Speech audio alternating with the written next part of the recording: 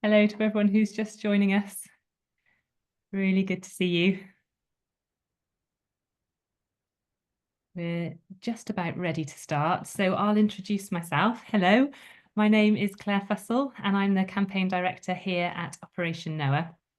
Really great to see you, and thank you for joining us for this lunchtime session on Growing Hope, Landscape Action for Sustainable Church Land Use.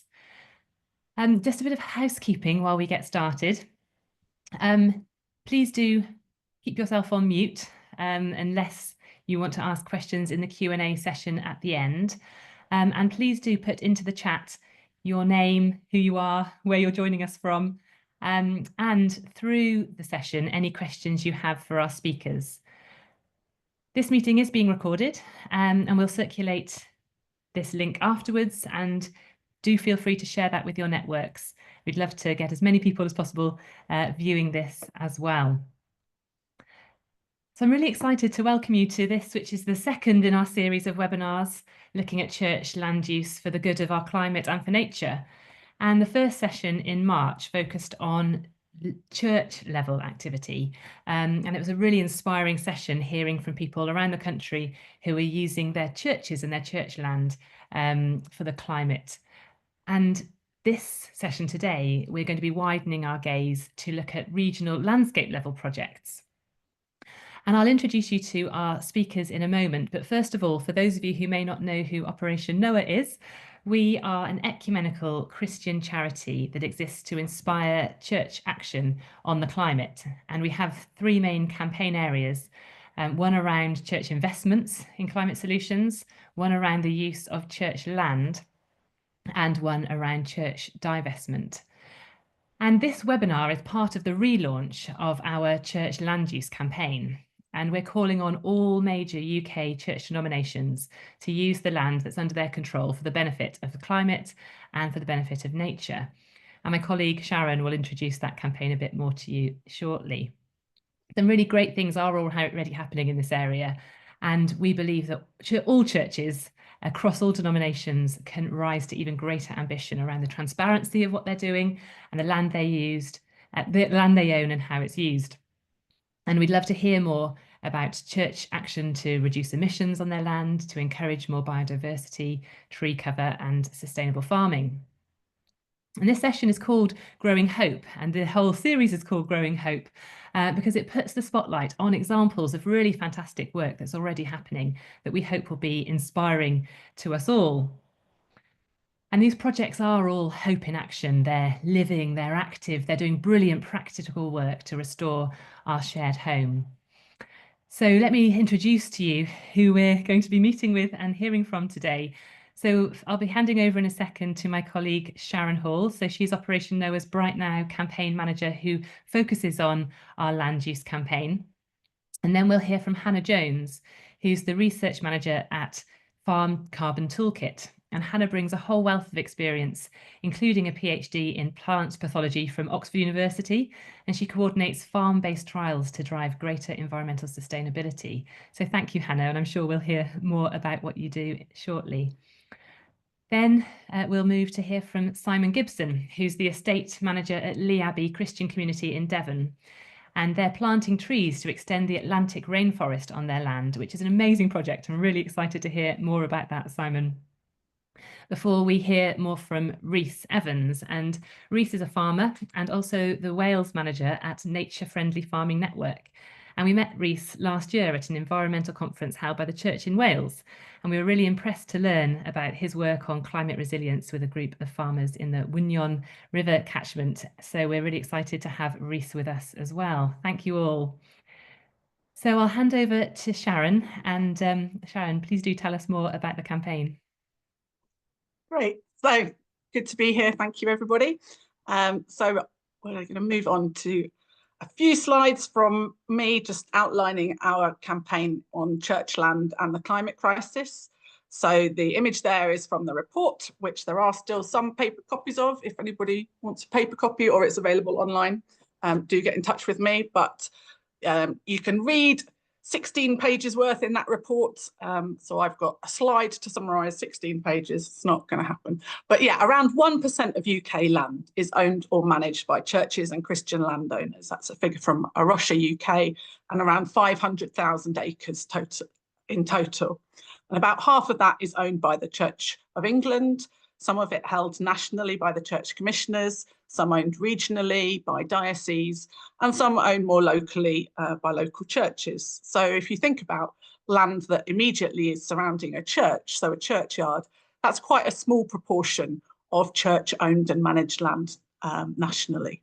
And other dioceses, other denominations also own land, and some large areas of this land is agricultural land. And that is why particularly today you'll see a focus on agricultural land, because as we look at what is possible at a landscape level on church land, then what is possible on agricultural land that's owned by tenants, farmed by tenants, is really important. So there is some very good practice happening that we know about by church tenants, both tenants of the church commissioners' land and tenants of land in diocese. We know there's some great examples there, but because of the significance of the emissions from this land, we know that church-owned land creates more emissions than all church buildings combined. We think this is an area that the church needs to look at more, and we want to encourage all areas of the church to do more. If you just move on to the next slide. Great. So we have recently launched a new church land use vision, which puts what we're really asking for onto one side. And I'm not expecting you to be able to read the document there. It is online on our website, operationnoah.org/church land use. But there's 7 main areas that we're asking church landowners to make progress in the transparency and the mapping of their land, on aims for emissions, reducing emissions, greenhouse gas emissions, both carbon dioxide, but also we know that methane, other greenhouse gases are significant, particularly on agricultural land. And then also setting some targets in terms of improving biodiversity. And then the 3 main things that we recommended from our initial church land use report after talking to consultants was what will make the most difference in terms of climate action. And they were growing more trees, protecting peatland, and supporting farm net zero, all of which should come up today. They are still areas that we think are really important. If you move on. So again, these are too small to read, but it highlights the fact that we have released some resources on trees and peat and farming. We're so pleased that the speakers today are linked in some ways to stories that we've already featured on the resources. I think we actually had a farm carbon toolkit, farm net zero farm in our initial report as one of our case studies, but then also Rhys's work is a case study and Simon's work is also a case study featured in these resources. So they're only 4 pages each. They're all available to download from our website, and we think they sort of sum up some key issues about why the church needs to be doing more on each of these topics, and some really inspiring examples from the most local to national scale, and then also the difference that churches can make in investing in these areas. I may have just preempted my next slide, but if you move on, that would be great. Yes, so each of these resources says why it's important, why we think the church needs to do something about this with their land, and then some really local case studies, which were perhaps more picked up in our webinar last time, so back in March. It's available to rewatch on our YouTube channel and linked to from our webpage, and really recommend having a look at that if you missed it. But then today we're going to draw out more of the landscape scale case studies. And then in our final webinar, in a month or so's time, we'll be looking more at the possibilities for investing. So even if a church denomination doesn't own much land, they can still be involved in investing in these areas. And so there are case studies which look at how people can be involved in that as well. And there's lots of links to useful partners and ways to find out more. So do commend those resources to you. Do have a look at them. I think that's just about me. Yes. Thank you very much. Back to Clare. Thank you so much, Sharon. That's a great introduction. So I'll hand over now to Hannah, and Hannah will tell us a little bit more about Farm Net Zero. Thank you, Hannah. Hello, and lovely to join you today. I work for the Farm Carbon Toolkit. We're a community interest company that's national. But for today, I've got 10 minutes. So I'm going to focus on one particular project that I work on. And the project's called Farm Net Zero. And it's a lottery funded project. And Farm Carbon Toolkit is a member of a sort of wider consortium. And we're working with a group of farmers in Cornwall in the southwest. Next slide, please. So just to start, why farming? Why are we focusing on this? Agriculture is one of the only businesses that can produce food and at the same time take carbon dioxide out of the atmosphere. And of course, the focus of carbon dioxide, as already mentioned, is it's a major greenhouse gas. Next slide, please. So for the this National Lottery project, it's through the Climate Action Fund. Climate change is everyone's business. It affects our future generations. It's starting to affect us, and as part of custodians of the land, it's sort of relevant to all of us. And Farm Net Zero is the first lottery project that's recognised the farming community, the successions, tradition, these links in this community throughout the landscape. Next slide, please. So a central aspect of this project is knowledge sharing. So we have 3 demonstration farmers who aim to reach net zero emissions over 5 years, and I'll go into more detail shortly. In addition, we have a further 40 farmers, monitor farms, who are signed up and aim to reduce emissions by 30%. And we work with all these farmers, do their carbon footprint, which I'll talk about, soil sampling, but a central element is building on expertise, networks. We have workshops, field walks, and there's also, for some farmers, they put in experimental field trials, which we provide support to provide evidence for change. Next slide, please. So for a farmer, why they're so busy, they're juggling so many different aspects of their businesses, and why would they spend time doing a carbon footprint? Well, reduction in your carbon footprint, the reduction in your overall emissions can increase your farm's resilience. So your ability to deal with extreme weather events, whether it's drought or floods, and these images are taken from Cornwall in the last 5 years, and also ability to withstand economic stress, such as what's been happening in Ukraine. So its ability to be more self-sufficient and recover more quickly from those shocks. It makes business sense as well as environmental sense. Next slide, please. So just come back to the basics. The major agricultural greenhouse gases are carbon dioxide, which is has a relative climate change ability to warm as a value of 1. Next slide, please. Next. Then we have methane, which over 20 years is about 56 times as bad as carbon dioxide. And then we have nitrous oxide, with over 20 years is about 280 times as bad as carbon dioxide. So we are bringing together a whole range of different gases, but we use the metric of carbon dioxide equivalent. So we basically have one currency value for all these different major gases that come out of agricultural production systems. There are other minor gases, but these are the big 3 really. Next slide, please. So we bring together, we have our own farm carbon calculator, which looks at farm businesses in enormous detail. And in the turquoise bar, we have an overall value of emissions. And then in the green, we have offsets. So what elements of that farm are taking carbon dioxide and greenhouse gases out of the atmosphere? Carbon dioxide is the main one. And within that, we have a number of other factors. And then the brown bar gives you overall balance. So this farm is actually emitting an overall 231 tonnes of carbon dioxide per year, carbon dioxide equivalent per year. If you can press a button, please. So the major elements for emission are livestock, feed, fuel, and fertilizer. So remember, livestock is a major element of the business. So in looking at change, we're looking at livestock efficiency, so how well the animals grow and the efficiencies, but also look at how we can reduce emissions from feed, fuel, and fertilizer. So feed, is there opportunities to reduce bought-in feed, and opportunities to reduce fuel use, or indeed fertilizer use? Next button, please. And then in the green, what can take carbon dioxide out of the atmosphere?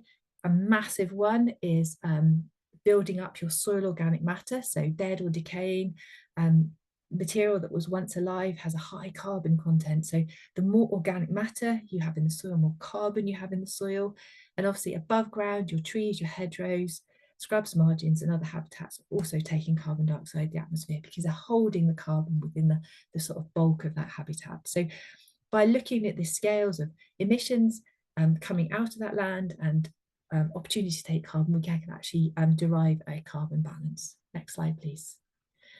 So for when we go on farm, we work with farmers and meet them where we're at. So how do we balance sustainability, profitability with a smaller carbon footprint is a major thrust of what we do. Next.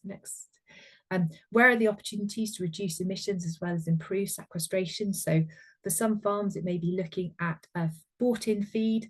So soya containing feed is particularly high carbon footprint, for example. Are there homegrown bean options, for example? Or is there opportunities of reducing bought-in fertilizer? So nitrogen containing fertilizer is really high emitting. Can we make better use of on-farm slurries, manures, or biodigestate for arable systems? Next button, please. And how does this align with net zero ambitions for the UK? And also a number of farmers are increasing pressures from supply chains, particularly dairy industry at the moment, to actually reduce emissions over that whole food production system. Next slide, please. So just to show you how it works very simply, if we estimate and we model the emissions from 10 dairy cows, we get about 44 tonnes of carbon dioxide equivalent emissions. So how would we offset these cows? Next button, please. So for example, you can have 10 kilometres of large growth hedge, 2.5 metres wide, and that per year will take in about 56 tonnes of carbon dioxide. So that hedgerow is offsetting the existence of those cows, in effect, what they're breathing out. Then we have 2.5 hectares of, or we could use 2.5 hectares of grassland. And if we have a 1% increase in soil organic matter in 5 years, the carbon level in soil is equivalent to 53 tonnes of carbon dioxide equivalent. Next button, please. Or we can look at a 7 hectares of 5 to 10-year-old broadleaf woodland, which has a carbon sequestration value of about 54 tonnes. So you can look at different ways of, so the cows are the core business, and then we actually look at different elements of that landscape to look at how we can balance those emissions. I should note those dairy cows it's just for the animals, it doesn't include their feed. So if you start thinking about whether it's a grass-based system or bought-in system, we have to handle that slightly differently. Next slide, please. Because soil organic matter is such a massive potential for carbon sequestration, a lot of our work focuses on soil and soil health. There are some basic rules of soil health. We can scroll through these quite quickly. Keep the soil covered, optimize species diversity, having living roots in the ground, minimize soil disturbance, and integrate livestock where possible. And these are the major pillars of sort of regenerative farming as well, for those of you familiar with it. And in addition, it's also in context. So it's got to be what's relevant for that particular farming system. So next slide, please. So examples from the farms that we work with as part of this Farm Net Zero project. So one farmer was looking at maize and opportunities to reduce soil disturbance. So deep ploughing releases quite a lot of carbon by breaking down organic matter. So by reducing cultivation depth and intensity and also keeping the soil covered, this farm was able to make quite major savings in carbon emissions. Press button, please. So he saved about 60 tonnes of carbon dioxide equivalent per year by moving from the plough-based system on the right to the system in the middle, where he did shallow cultivation, and the white clover re-established itself. And this clover can store and sequester, so bring in nitrogen from the atmosphere, so it has opportunities to reduce nitrogen use on that farm as well. So for the farmer, he's reducing use of fuel, he's also potentially reducing the amount of fertilizer that's available, and also maintaining a high level of carbon in the soil. And soil carbon has great value as far as biodiversity and maintaining soil structure and holding water in drought. Next slide, please. So another major opportunity is optimized diversity. So in grass-based systems, a classic way is to grow herb or lays. Can you press the button, please? So depending on the soil data, so we do a lot of soil testing, this can be a 10 to 30% soil organic matter uplift just by having a greater diversity of species present of various root depths, and they're supporting a greater microbial diversity below ground, which increases your soil health, nutrient cycling, all those great things that soils do. Next slide, please. So having living roots in the ground is central to holding on to soil. Keep press a button, please. I shouldn't have had animation. If you have living roots in the ground, you increase soil stability. So it's great for the farmer. Hold on to your most important asset. It's also reducing runoff, protecting water quality, also non-polluting. You're capturing nutrients, you increase your soil carbon, and you have better soil structure that can withstand drought, and better soil structure that can hold on to a lot of water, holding the water for the crops and also reducing the impact of local flooding. Next slide, please. And here we are, demonstration of good site and local flooding. Next slide, please. I'm conscious I've got very little time, so and then we minimize soil disturbance. So there's a lot of farmers who are doing great stuff looking at how they can establish really good arable crops, or re-establish or reseed their grasslands by reducing soil depth, by all sorts of different cultivation techniques. And the central asset of this is to maintain soil structure and obviously all the biodiversity within that. And that soil structure obviously allows for higher carbon, which I keep repeating, and better water infiltration, and get better water holding capacity. Next slide, please. So, and additional element is integrate livestock where possible. You press a button. So livestock can improve soil health because they're obviously what they process comes out the back end, adds microbial diversity to the soil. It's nutrient cycling, with a very good grazing management, so moving animals frequently across land in the form of paddock grazing or mob grazing. You can increase soil organic matter, and with that diversity of grasslands, you're actually improving biodiversity as well, or supporting a high level of biodiversity. So livestock can, appropriate integration can actually contribute to good soil health. Next slide, please. So just to finish off, on our Farm Carbon Toolkit website, we've got a range of resources where we've got farmers who are talking about what they've done, why they're doing it, and the changes that they are making to reduce their emissions, and why it makes environmental sense, why it makes business sense, and why it makes sense sort of socially for them, for their family, for their ancestors, and as custodians of the land. And they're super inspiring, so I encourage you to go and visit this. Next slide, please. So just as far as context, just as a broader context, as members of the wider community, know where your food comes from, support growers and farmers who are making an impact. And I think for all of us, it's to take responsibility for our own carbon emissions and sequestration. Last slide, please. We've got all our partners along the bottom. It's lottery funded, I'm Farm Carbon Toolkit, but the project's Farm Net Zero. So thank you very much. Thank you for your time, and I hope I've stuck to time. Thank you. Thank you so much, Hannah. And oh my gosh, you were bang on time. So thank you so much for that. And really, really fascinating to see how that model works and how you can quantify emissions on agricultural land. And I have a bunch of questions, but I'll wait till the Q&A later. But really interested to see how there's scope for using this method on church-owned land. So thank you so much for sharing. I will remove the spotlight for you and we'll hand over to Simon. Simon, over to you. Really excited to hear what you have to share too. Thank you. Well, hello, yes. So my name's Simon Gibson. I'm the estate manager at Abbey in Devon. So we're right on the Bristol Channel, basically opposite Swansea, but quite a long way down on the sort of top left-hand side of Exmoor, as you see it in the Exmoor National Park.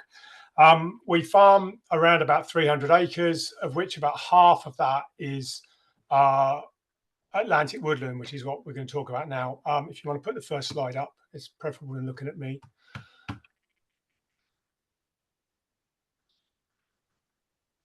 It's going to appear in a minute. There should be a photograph. Oh, there we go. Right. So Unfortunately, I haven't got lots of nice graphs and things like the last speaker had, but I'm just going to just show you some pictures about things that we've done. Of our woodland that we have, this Atlantic woodland is significant nationally. It stretches, apart from the bit we have, right the way down the coast, down into Cornwall. And because of this woodland, it affects the whole of the UK climate, because most of the climate comes from the west and blows across the country. If these trees weren't here and they weren't maintained, it would have an impact on the whole of the UK's climate. So it's a significant woodland to have.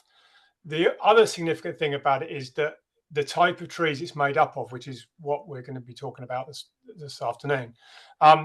Basically, the oak trees that we have in there, they're all natural native trees that should be in the Atlantic woodland.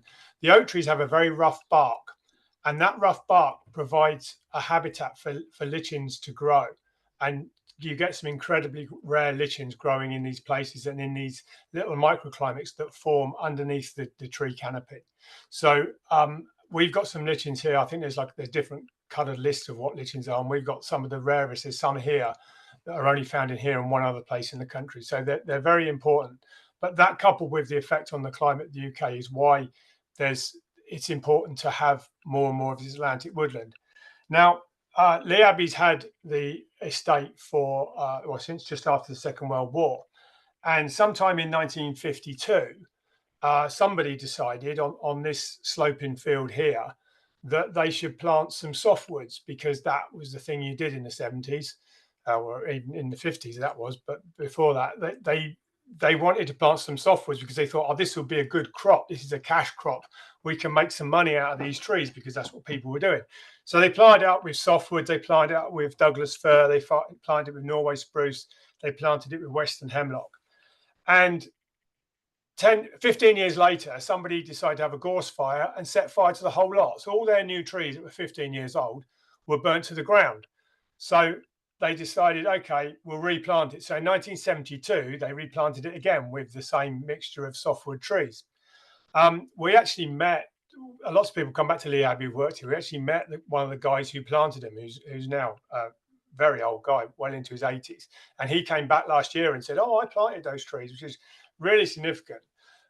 Basically, when we got to a couple of years ago, and we got to the point where there was this massive area of these dense, very tall softwood trees. And what softwood trees don't allow is any light into the ground underneath. So we have 1.8 hectares, which is just over 4.5 acres of steep ground. Underneath was completely barren, just needles, dark, very acidic. I mean, the soil's acidic here anyway, but very dark ground, nothing growing, completely bare, no particular environmental benefit. So we took the decision, all of our woodland is in a stewardship scheme, high level stewardship. And we took the decision that we would be better to take these trees out and to replant with native Atlantic woodland to extend the area of that, because this just wasn't doing anything. The other thing that these trees do, when you leave them over 60, 70 years old, they eventually, in the high winds that we get right here on the coast, they snap off. And once they start to snap, you end up with a mess in terms of bits of broken tree all over the place. You then can't fell them. So really, you were getting to a point where this is just going to be there, and it's just going to be a mess, and it's going to not provide any environmental benefit. So we took the decision to get them felled and taken out. Now, most people talk about planting trees as a massive thing, and everybody should be planting trees. So as soon as somebody says, oh, we're going to cut down 1.8 hectares of woodland, everybody's, oh, no, you can't do that. That's a terrible thing to do.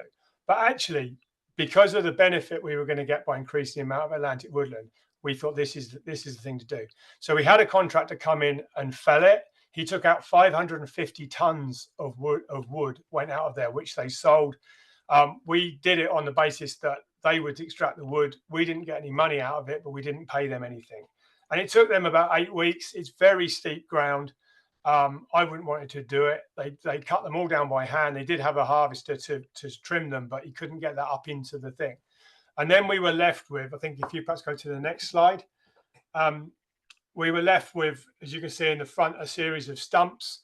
And some trees, you can see it in the background there behind the guy with the strimmer, There's some trees that were not softwoods that were left. Those are some silver birch in the middle. But basically we're left with this bare open ground that we were going to replant. And so we didn't receive any grant income for planting trees, because you don't get grant income for planting trees where there's already been woodland. If it was planted in a field of grass, you would get a grant for it, but we didn't get any grant income for doing it. So we had to fund this ourselves as an organisation to plant these. But because we wanted to do it, because we wanted to increase the area of Atlantic woodland, we decided this was the thing to do. So we have a series of estate working parties here where guests come for a week to plant. And so we had basically 2,500 trees needed planting on this acreage. Behind the guy with the hat was that end we did last year, and this is what we did this year in February. Obviously, you've got to do it in February. If we could have the next slide, please. We bought all the trees. They're all native trees. They're basically a mixture of silver birch, hawthorn, hazel, crabapple, 2 types of oak, and mountain ash. So some of those are much more for berries for birds and things like that, but it's mainly the oaks and things like that which are significant. Most of our woodland here is, I suspect our existing woodland is probably 75–80% oak. As there's a bit of other things as well, silver birch and things like that, but basically a lot of oak, and it's the oak that are the most important things. Obviously, it's a very long-term project to do this. These trees are not going to grow instantly. If you can have, we bought these as in plugs. So each of these is 10 plants in a little circle of plastic. That's how they come to us. And so they're not, most of them are not bare roots. They're actually grown in plugs. If you go on to the next slide, please. This is Neil, who's one of our volunteers. And this is basically what we did with planting each one. As you see, you've got the big root there of the trees that had been felled. We just planted them around. We didn't plant them in dead straight rows. It's very steep ground. It's very difficult to do. And we didn't want that horrible thing of lots of rows. We took the decision to plant them with a cane and a spiral guard. One of the problems we have here is deer. We have big groups of red deer that come in, and deer will take the tops out of these things. So I suppose if we had lots and lots of money, we would have deer fenced the whole plot. But given the terrain and where it is, that would be massively expensive and very difficult. We took the view that we would put them with the spiral to protect them a little bit, which does. And then we're prepared to go back. It's actually more economic to go back and plant some more if some get taken out than those big tubex guards, which are basically would have cost us £3 a tree to plant. When you multiply that up by 2,500–3,000 trees, that's a lot of money. So we decided we would go for a simple tree like that, a simple plug, a simple cane, a simple spiral, because that's the quickest, the most effective way to do it. And then if we need to go back, we could replant a lot and still not spend more money than having the guards. And even with the taller guards, once it puts at the top, the deer will still eat the top of it. So it was important that we did that. I think is there one more slide? Yeah, okay. So this again just shows you've got right at the bottom, you've just got the small tree, and then you've got in putting the spiral on and over the cane. It's important when you do this amount of planting that you can't just do it and leave it and forget about it. If you look where he's kneeling, this was done in February. The ground's very bare. There's nothing growing there. If you go out there today, that holly bush at the left would probably grown another foot. And certainly the stuff we did last year is covered in bracken and bramble and stuff like that. So we have to go along regularly and actually strim and cut between these trees to try and give them some kind of chance. And then every year as well, we'll go through and we'll check the ones that are still that are growing and make sure they're all right, and the ones that aren't growing we'll replace. So it's going to be a continual thing. I mean, it struck me when Hannah was talking, a lot of what Hannah was talking about is things that you can do to improve things in sort of the instant, different ways you can change your farming to do things to improve instantly. This is a much longer process. This is going to be, in 10 years time, the trees will only be so big. In 20–30 years time, they might be approaching maturity, but it's a massive long-term project to do. And so all of that time it's going to need looking after, and all that time it's going to be important to continue to make sure that that stuff exists and it's maintained. We have left a small area to do what we would call is natural regeneration, where we're not planting any trees because there are a certain amount of seeds in the ground. Because this area had been under the darkness for so long, there was relatively little trees growing underneath there because there's not been any trees there for so long to shed any seeds. But basically, some areas of natural regen we're doing as well, and we're just trying to see what works best. In anything like this on this kind of scale, you're finding your way. This is by far the biggest area we've ever planted at the Abbey. And you can see in the background there, those are the existing Atlantic woodland that we have. It'll be a long time before this looks like that, but hopefully one day it will. So I think that's about me for now. Thank you so much for sharing that, Simon. It's fascinating to see the photos and look at the long-term care for your land that you're committing to for the coming decades. So thank you so much for that, and looking forward to hearing more in the questions later on. So we'll hand over now to Rhys, who is joining us from the Nature Friendly Farming Network. So over to you, Rhys. Thank you. Thank you. Yeah, diolch yn fawr iawn am y gwahoddiad i fod yma. Thank you very much for the invitation to speak today. Yeah, I'm Rhys. So I work for the Nature Friendly Farming Network, where, if you haven't heard about the network, we're a farmer-led organisation that champions producing food side by side with looking after nature and the wider environment. Also farm myself, beef and sheep with a family in Clydymine, in Dolgellau in North Wales. And I'm here today to talk about a project we've been involved with. If we can get the slides up. Thank you. Yeah, it's a collaborative project that myself and my family as farmers were involved with about 10 of our neighbours, and Gwynedd Council and Eryri National Park. So looking at restoring or enhancing the quality of the Wnion River. So that's where we are on the map.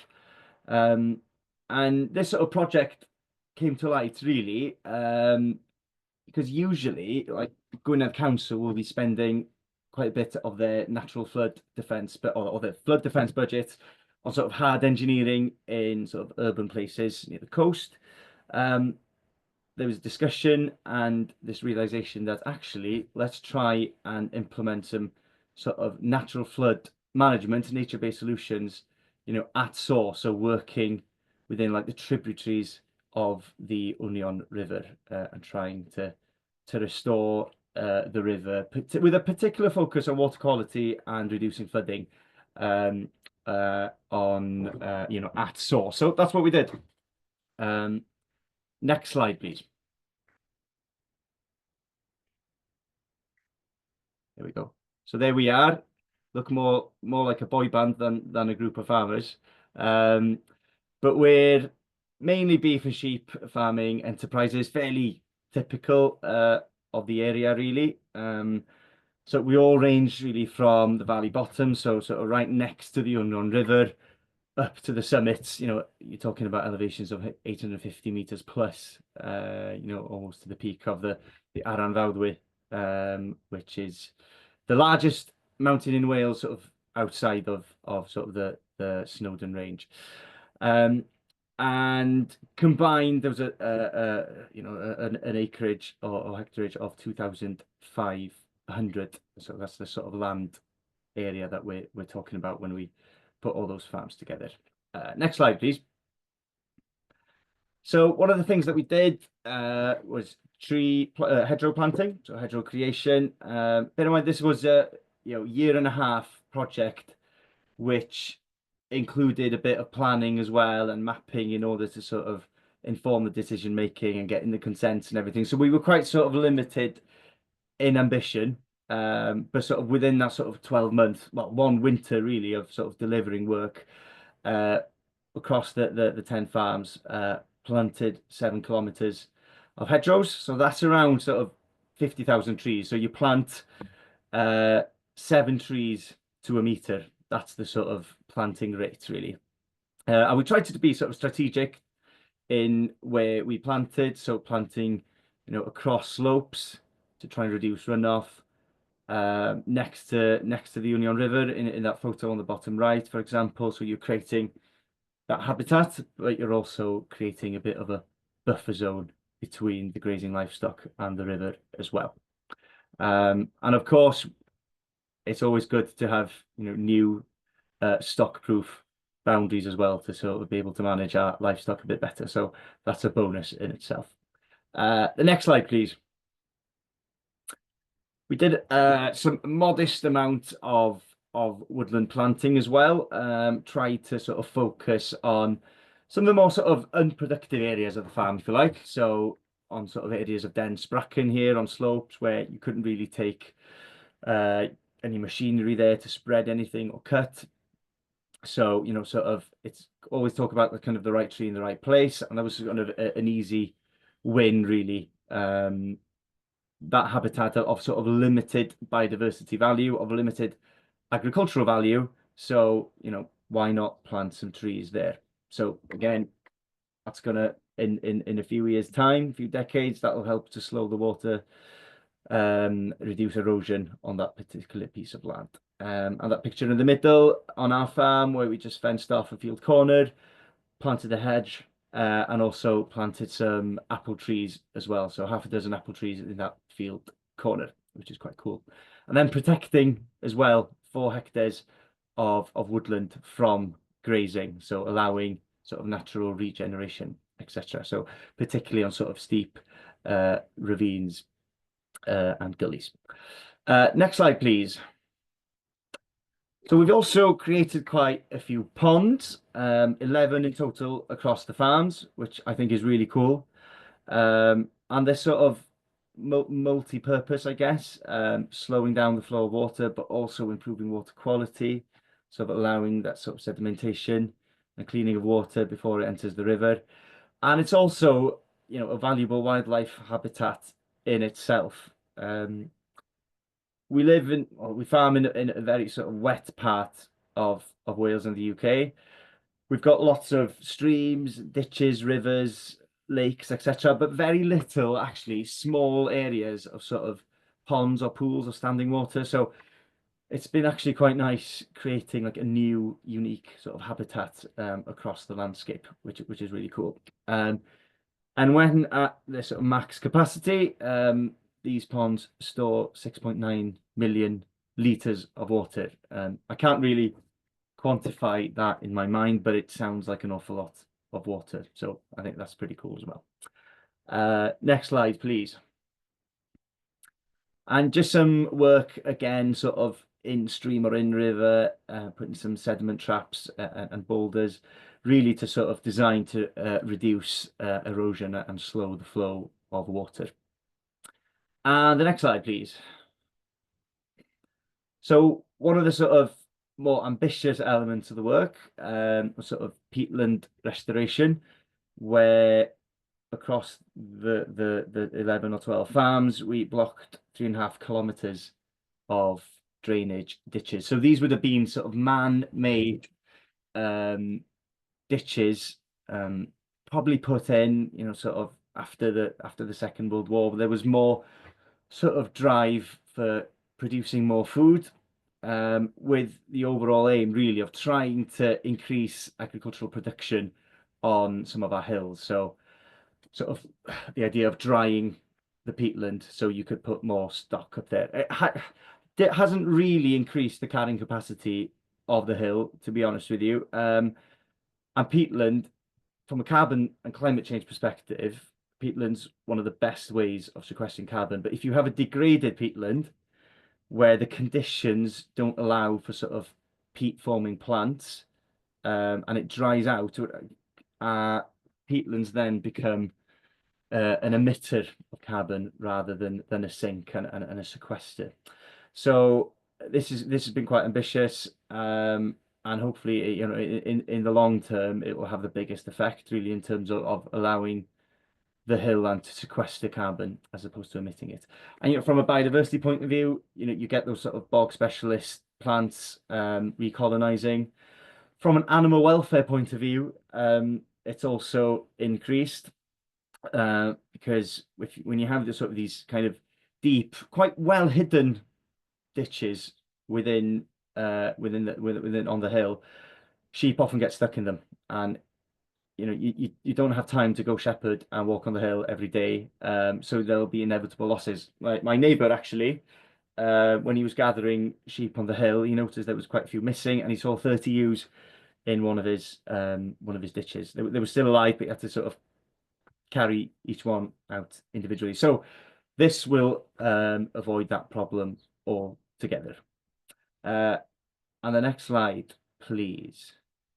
So yeah, those are the sort of nature-based solutions that we implemented on the farms, really. And appreciate we have a that this webinar focuses really on sort of climate change and sort of carbon.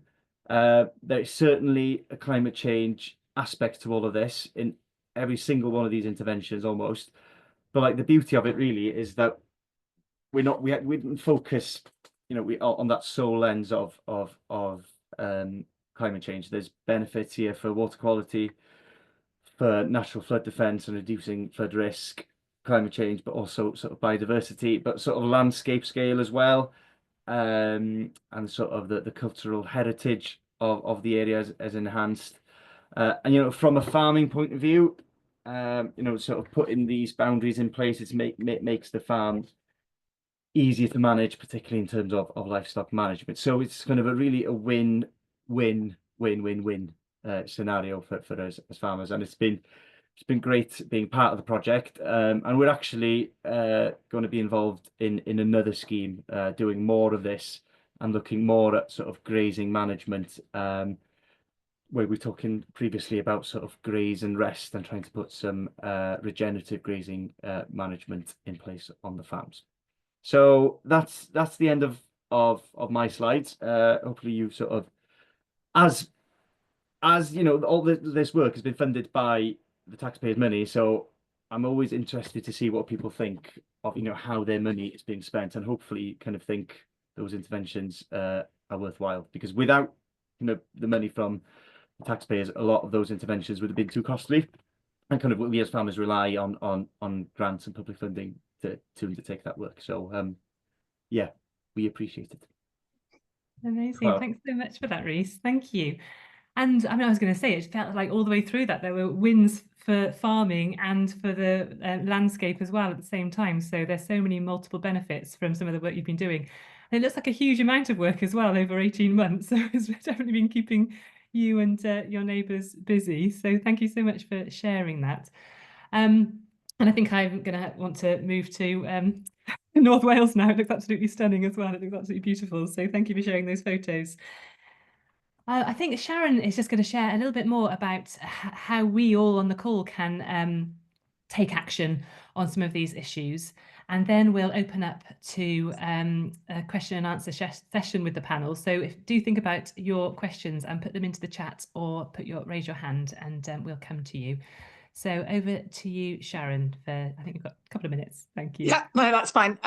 If you can just share the slide, David, I'll just briefly talk about our campaign action that we're working on at the moment. So we are sending an open letter to national church leaders, asking them to support our church land vision. So those different areas that I talked about earlier, from transparency and mapping to looking at emissions, biodiversity, and then trees and peat and farming. So we're asking national churches to do more on each of these areas. And we're also asking people, as they sign the letter, to share any examples of good work on land that have inspired them or that they've been involved with locally. So we're really pleased the number of people who've signed up so far. If we move on to the next slide, I can show you a very sort of rough and ready map showing some of the photos that people have shared for action and some of the projects that people have said are inspiring. So if you've already signed this open letter and you haven't shared an example, please drop me a line and share. And if you need to know if you've signed already, feel free to drop me an email as well. I can answer that, sharon.hall@operationnoah.org. So we'd really welcome people to sign. And then if you might be available to join a photo op hand-in London or York or Edinburgh on the 5th of June, please do get in touch as well. That's World Environment Day. So we're still collecting signatures, probably up until about the end of May, to get these letters produced. But we want to share them with sort of photo books of really inspiring action. So some of these photos will be, all of these photos will be in that book, and other photos that you share of great action that's taking place locally. And to say, we think this is really important. We're passionate about God's creation and caring for it. And then also asking the church to take more actions as well on a regional and national level. So that's that action. It's available on our website there at the bottom, operationnoah.org/church-land-use. Brilliant. Thank you. Thank you, Sharon.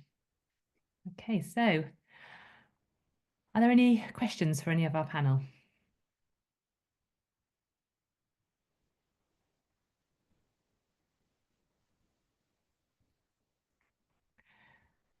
While we're waiting, I had, Columba, I'll head over to you. Right. So I just put my, it's the thing about integrated, livestock, which I think, to me sounds right. But when I can read some people talking about sheep farming and hill farming, and that actually a lot of land is degraded by, for instance, sheep. Can you just talk about that a bit? I like the idea of mixed farming very much, but it's just, what are the arguments for and against it? Yeah, do you want me to come in there? I mean, I think like sort of the arguments sort of for or against farming, I just think there's a tendency to paint everyone with the same brush, potentially in Wales, but also, on that sort of global level. Whereas you've got like, it's a really broad spectrum sort of, livestock farming. You've got sort of, sheep, you've got sort of lowland, you've got upland, sort of, you could put in dairy systems there as well. And they're all inherently different. Every single farm has been managed differently. So to sort of just kind of classify livestock farming as one sort of general sort of kind of the same thing it's just simplifies a really complex argument. There will be systems that are inherently bad for the climate and biodiversity. As a farmer, it's not a particularly nice thing to say, and like kind of a lot of people don't want to admit it, but like if you're a sort of really high input system that sort of degrades habitat, sort of reliant on sort of feed that includes imported soya, if you're using a lot of sort of chemical based fertilizers and pesticides, all these things can contribute towards sort of climate change and nature decline. But like, that's not every single farmer. Without farming in our neck of the woods, so if you just removed livestock grazing altogether, I think what you would get would be sort of you would lose a lot of the existing biodiversity, but what you would get a lot of is the sort of prevalence of non-native invasive species. You would see a lot of self-seeding Sitka spruce, sort of encroaching on the hills coming from the conifer plantations. You would see a lot of Japanese knotweed and rhododendron, I think, colonizing everywhere. And you get sort of quite rank sort of Millennia purple moorgrass dominance as well. But there's a balance to be had, and I think getting that grazing right is something that is really important. And Hannah mentioned the benefits of more regenerative grazing systems, particularly this concept of graze and rest, where you're grazing a field or a paddock for a certain time, and then you allow it to rest for a period before reintroducing grazing. I won't delve into the science of that because we don't have enough time, but like that is one of the key things that we as farmers can do to try and sort of improve our sort of sustainability credentials, I guess. And that is not particularly a novel thing. There was a kind of a saying really in farming that back in the day, like the sheep or a cow shouldn't hear the church bell ringing twice in the same field. So like kind of, you know, our grandmothers would have been moving livestock on that sort of daily basis. But I guess with the advent of more chemical fertilizers, that's the sort of feeding the pastures and the grass, like we've kind of lost a bit of that. But like it's now considered as a sort of new bright shiny new technique that farmers can adopt, where we've been doing it for some time. So yeah, it's a bit of a it's a difficult question to answer because there's so many different ways of farming, I guess. Yeah. Thank you, Rhys. Hope that makes sense.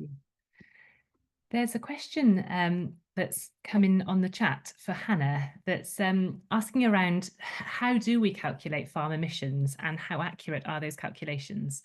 And is there a system or resources that we can signpost partners to regarding calculating farm emissions? Yeah, it's a good question.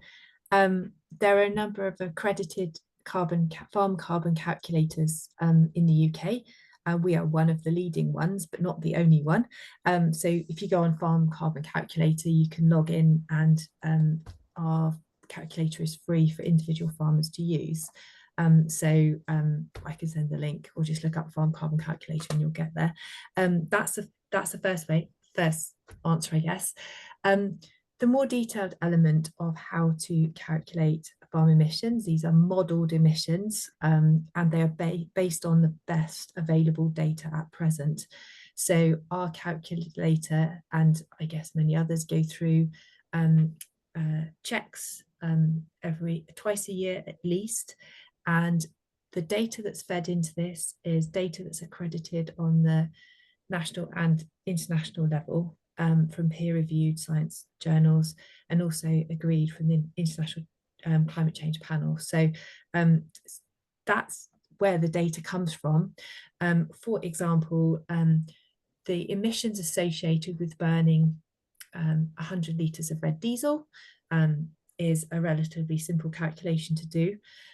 More complex, maybe the emissions from I don't know, a 700 kilo dairy cow, whether she's in calf, whether she's lactating, whether she's fed on a concentrate ration from a house herd, or whether she's grass-based system. So, you know, there are areas where there's more data needed scientifically to differentiate a dairy cow that's fed on a grass-based ration as opposed to a sort of house cow. So all the time there's room for increasing the accuracy of the calculations, but all the data we use at the moment is accredited and agreed through the peer-reviewed paper. So peer-reviewed papers. I talked about soil carbon a lot. So soil carbon is dictated by the rate of photosynthesis that's going on, soil type, rainfall, cropping, management, and a huge range of factors. And in those situations, to estimate how much carbon is stored in the soil and any change that's happening either up or down, that needs to be done by soil analysis. So you actually need to physically go and take some samples. So there's a number of businesses that do that, we do, and that data on sequestration can be included. Data on sort of hedgerows and woodlands, which were mentioned by our other speakers. For woodland, the sequestration or the carbon stored within the grown tree is beautifully done by the Woodland Carbon Code. You can link into the environmental growth potential of for example, an oak tree in a particular climatic zone. And trees generally in their teenage years up to about 40, 50, their sequestration potential is huge. And then when you get them those old giants, they're basically stores rather than taking in a lot of extra carbon.